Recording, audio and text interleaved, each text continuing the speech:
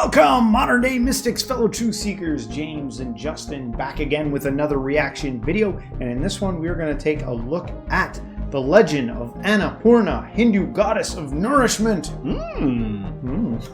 Won't keep you guys waiting. Let's get into it.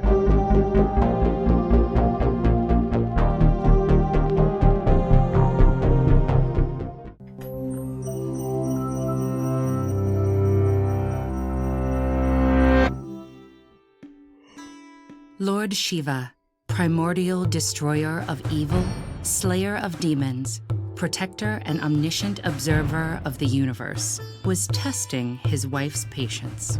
Historically, the union between Shiva and Parvati was a glorious one. They maintained the equilibrium between thought and action on which the well-being of the world depended. Without Parvati as the agent of energy, growth, and transformation on Earth, Shiva would become a detached observer and the world would remain static. But together, the two formed a divine union known as Ardhanarishvara, a sacred combination which brought fertility and connection to all living things. For these reasons, Parvati was worshipped far and wide as the mother of the natural world and the essential counterpart to Shiva's powers of raw creation. She oversaw humanity's material comforts and ensured that the Earth's inhabitants were bonded to each other physically, emotionally, and spiritually. Yet a rift had grown between these two formidable forces.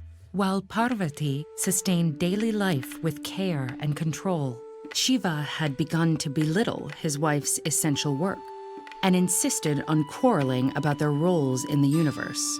He believed that Brahma, the creator of the world, had conceived the material plane purely for his own fancy, and therefore all material things were merely distractions called Maya, nothing but a cosmic illusion.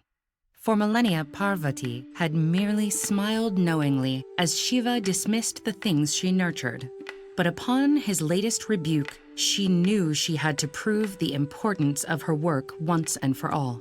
She took flight from the world, withdrawing her half of the cosmic energy that kept the earth turning.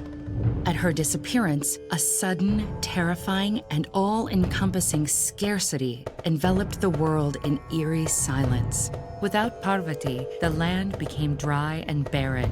Rivers shrank and crops shriveled in the fields. Hunger descended on humanity. Parents struggled to console their starving children while their own stomachs rumbled. With nothing to eat, people no longer gathered over heaped bowls of rice, but withdrew and shrank from the darkening world. To his shock and awe, Shiva also felt the profound emptiness left by his wife's absence. Despite his supreme power, he too realized that he was not immune to the need for sustenance, and his yearning felt bottomless and unbearable. As Shiva despaired over the desolate earth, he came to realize that the material world could not be so easily dismissed. At her husband's epiphany, the compassionate Parvati could no longer stand by and watch her devotees wasting away. To walk among them and restore their health, she took the form of a new avatar, carrying a golden bowl of porridge and armed with a jewel-encrusted ladle. As word of this hopeful figure spread, she was worshipped as Annapurna, the goddess of food. With the arrival of Annapurna, the world blossomed anew. People rejoiced at fertility and food and communed together to give thanks. Some believe that Annapurna first appeared in the sacred city of Kashi, or the place of freedom, on the banks of the Ganges, where she opened a kitchen to fill the bellies of the people until they could eat no more. But it was not only mere mortals who were served at her feast. Humbled at the scenes of earthly pleasure blooming all around him, Lord Shiva himself approached the goddess with an empty bowl and begged for food and forgiveness.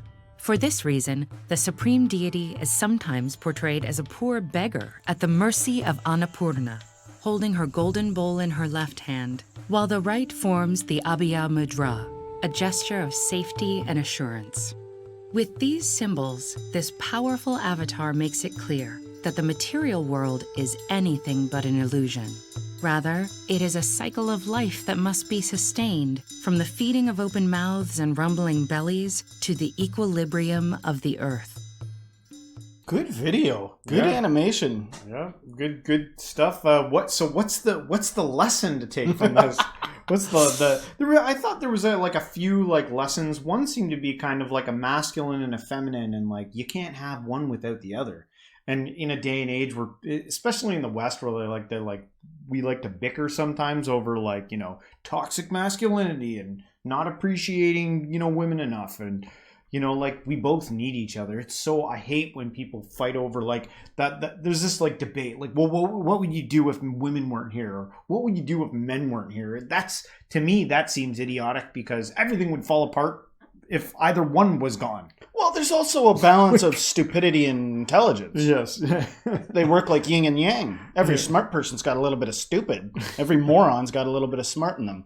You know what I mean? So that balance makes up the universe too. Yeah. You know, for people that want to get into who's better, boys or girls arguments. But it's amazing on what level that like seems to like pop up, like in like universities, like fighting over that or talking about. Yeah, that. I think like some crazy. people are just so, you know, they've had the right amount of trauma in their life where they just like to argue. You know, because if you catch them on one thing, if you solidly pigeonhole them, like if you waste a day setting up booby traps so that they're like, the reveal is they're wrong at the end of the day, they'll be like, all right, well then that. And they'll just change their argument to some other stupid thing. Yeah. And you're like, can't you see how unconscious you are? And they're like, never will I ever. Yeah. So you gotta, that's where the genius is sometimes stupid, is falling victim to getting involved in an argument that's nonsense. One of the takes out of this was also, which was kind of neat at the end, was like the need for like the physical, because usually when we do a lot of reactions with spirituality and stuff like that, we focus on like the new non-duality and the non-physical. People like to point out like that, like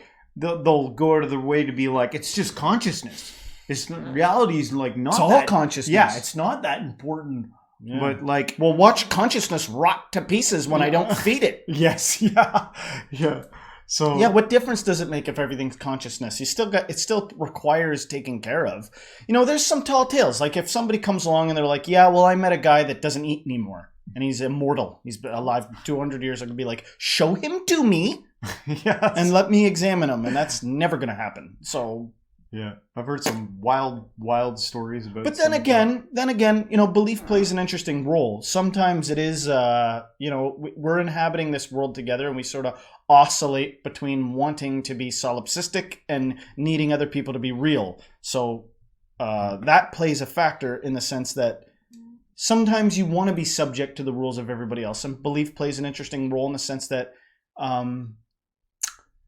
it's like things have to happen at the proper time. Like faith plays a role where if it was going to be a detriment to everybody, certain things might not be revealed. Like maybe there is somebody out there that can float, but they can't just float into Times Square because the reality would collapse. So they got to only do it in a jungle hidden with only a small amount of disciples that can see them in order to successfully do it, because everything operates in harmony and a balance. So the more I live this life, I start to feel like people are seeing things that I just can't see, maybe. Then they totally could be. That is just the flat out case. And it's like, for the rest of us out there, they're like, well, I can't see any of it. I guess we're just out of luck. Yeah, and then ask yourself this. So don't be angry at the hyper rational people and the people that like, only like I'm only taking what I can see out of these eyes and touch or, you know, make contact with my senses, because that's all I got. Right. When you're in a world and you're like, I don't get why other people can't see what I see.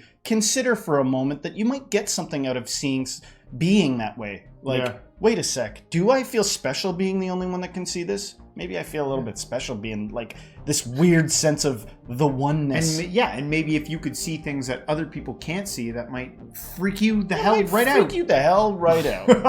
Right. Yeah. Hey, if someone knows this story in the comments, please indicate to me what happens to Parvati, because she kind of like morphed into this other being. Is that how the story ends? Her, the other being, for on into eternity? How does this work out? Is she like fully the other person, or is she just an aspect? Lots I don't know. But anyway, good video. Hopefully you guys liked our reaction. If you did, don't forget to hit the like, subscribe, share this with a friend, and everyone will next time Stay spiritual.